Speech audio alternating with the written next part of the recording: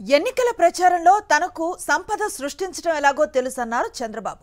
అధికారంలోకి రాగానే దాన్ని నిజం చేసేందుకు ప్రజల తోలు తీస్తానంటున్నారు. జాతీయ రహదారుల తరహాలోనే రాష్ట్ర రహదారులపైన టోల్ గేట్లు పెట్టి ప్రజల తోలొలిచి వారి జేబులు కత్తిరించి నిలువు దోపిడీతో సంపద సృష్టించేందుకు చంద్రబాబు నాయుడు రెడీ అయిపోతున్నారు. అయితే ఈ సంపద సృష్టి చంద్రబాబు నాయుడు ఆయన గుత్తేదారులు కలిసి దోచుకోవడం కోసమే అంటున్నారు సీనియర్ సిటిజన్లు. అధికారంలోకి వచ్చి 10 నెలలైనా ఇంతవరకు ఒక్క పైసా సంపదను సృష్టించలేకపోయిన చంద్రబాబు నాయుడు కబుర్లను ఎవరు నమ్ముతారని వారు ప్రశ్నిస్తున్నారు. దేశవ్యాప్తంగా జాతీయ రహదారుల నిర్మాణాన్ని ప్రైవేటు కాంట్రాక్టర్లకు అప్పగిస్తున్న కేంద్ర ప్రభుత్వం వాటిపై టోల్ గేట్లు ఏర్పాటు చేసి కొంతకాలం పాటు వాహన చోదకుల నుంచి టోల్ ఫీజు వసూలు చేస్తోంది. ఇప్పుడు చంద్రబాబు నాయుడు కూడా ఈ తరహా తోలు తీస్తే బాగుంటుందనుకుంటున్నారు. రాష్ట్రంలోని కొన్ని మార్గాల్లో రహదారులను విస్తరించి వాటిపై టోల్ గేట్లు పెట్టేయాలని ఆయన నిర్ణయం చేశారు. ఇందులో భాగంగా ఉమ్మడి తూర్పుగోదావరి జిల్లాలో కాకినాడ రామచంద్రాపురం జొన్నాడ రహదారిని విస్తరించాలని నిర్ణయించారు.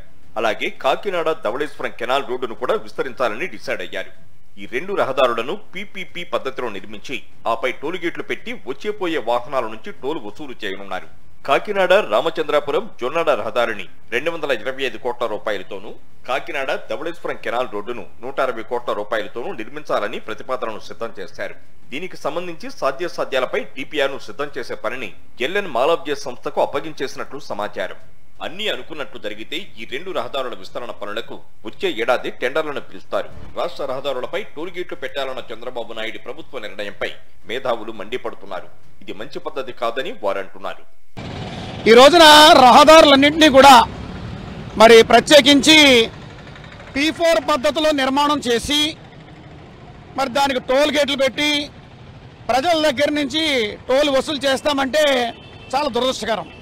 మేము స్కూటరిస్టులకు వసూలు చేయం, ఆటోల మీద వసూలు చేయమంటే ఆహార వస్తువులన్నీ దేని మీద రవాణా జరుగుతాయి? ప్రజలు కట్టేటువంటి పన్నుల మీదే కదా ఈ యొక్క సౌకర్యాలన్నీ కూడా సమకూర్చాల్సినటువంటి బాధ్యత ప్రభుత్వం మీద ఉంది.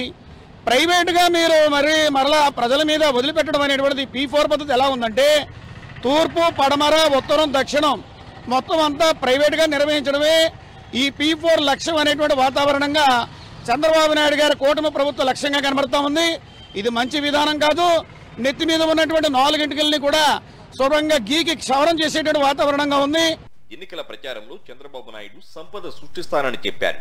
ఆయన చెప్పిన సంపద సృష్టి అంటే చంద్రబాబు గుత్తేదారు కలిసి ప్రజల సొమ్మును దోచుకొని పంచుకోవడమే అంటున్నారు. ఈ విధంగా వారు అనుకున్నటువంటి ప్లాన్ ప్రకారంగా ఆ రోడ్లు విస్తరణ జరిగితే ప్రైవేటు భాగస్వాముల ద్వారా రోడ్లు నిర్మించడం జరుగుద్ది.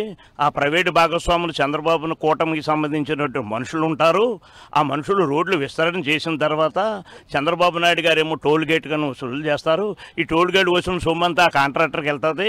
కాంట్రాక్టర్కి వెళ్తే వాళ్ళని కాంట్రాక్టర్లోనే చంద్రబాబు నాయుడుని వాటాలు వేసుకుని పంచుకుని జేబులు నింపుకుంటారు. దీన్నే సంపద సృష్టి అంటున్నారు. ఆ సంపద సృష్టి అంటే ప్రజల కోసం కాదు, ప్రభుత్వం కోసం కాదు, వాళ్ళిద్దరి కోసమే, చంద్రబాబు నాయుడు ప్రభుత్వం కోసమే, చంద్రబాబు నాయుడు గారు మన సంబంధించినటువంటి వ్యక్తుల కోసం, వాళ్ళ సొంత మనుషుల కోసం అని ఇది జరుగుతుంది. చంద్రబాబు నాయుడు తన రాజకీయ జీవితంలో 4 సార్లు ముఖ్యమంత్రి అయ్యారు.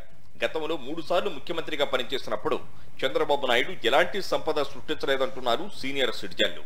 ఇప్పుడు కూటమి ప్రభుత్వం అధికారంలోకి వచ్చి 9 నెలలు దాటినా చంద్రబాబు నాయుడు ఏం సంపద సృష్టించారో, దాన్ని ఎవరికిచ్చారో చెప్పాలని వారు నిలదీస్తున్నారు. సంపద సృష్టించాడు. సంపద సృష్టించడం అంటే ఎవరి కోసం? సంపద సృష్టించుకుంటున్నాడు, కానీ ఆయన జేబులు నింపుకుంటున్నాడు ఆ సంపదతోటి. అంతే తప్ప ప్రజల కోసం సంపద ఏం సృష్టించి ప్రజలకు ఏమి ఇవ్వట్లేదు. ఇప్పటికి 10 నెలలు ప్రభుత్వం పరిపాలన 10 నెలల్లో రన్నింగ్ అవుతుంది. ఇప్పటి వరకు సంపద సృష్టించి ₹1 కానీ ₹1 కానీ ఎవరికైనా ఇచ్చాడు ఇప్పటి వరకు? ఇవ్వలేదు. 6 ఫార్ములా 7 ఫార్ములా లేదు. జగన్ గారు ఇచ్చిన పథకాల్లో ఒక నెల ఇచ్చే పింఛన్లు తప్ప ఏ పథకాన్ని ఇవ్వలేదు. ఏమి ఇవ్వకుంటే ప్రజల చేతుల్లో డబ్బులు లేక వ్యాపారాలు కూడా పడిపోయి ప్రజలందరూ కూడా బాధపడుతున్నారు. ప్రజల చేతుల్లో సొమ్ములు ఉంటేనే వ్యాపారస్తులు కూడా బాగుపడతారు. వాళ్ళకి సొమ్ముల్లో ఉండలేదు. ఇది వ్యాపారస్తులు కూడా వీళ్ళ వల్ల, దీనివల్ల ఇటు ప్రజలు నష్టపోతున్నారు, వ్యాపారస్తులు నష్టపోతున్నారు. ఇది సంపద సృష్టి యొక్క ఫలితం. చంద్రబాబు నాయుడు ఇప్పటికైనా ఊహల్లో విహరించడం మానేసి వాస్తవానికి దగ్గరగా నడుచుకోవడం అలవాటు చేసుకోవాలంటున్నారు విశ్లేషకులు. లేకపోతే భారీ మూల్యం చెల్లించుకోక తప్పదని వారు హెచ్చరిస్తున్నారు.